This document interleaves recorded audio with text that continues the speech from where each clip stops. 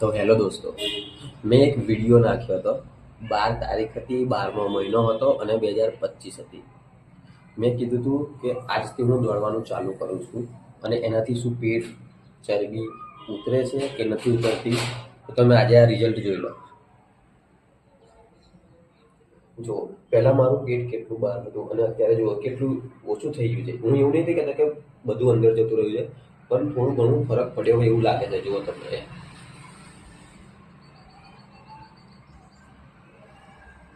જુઓ પેટ જુઓ, જોયું?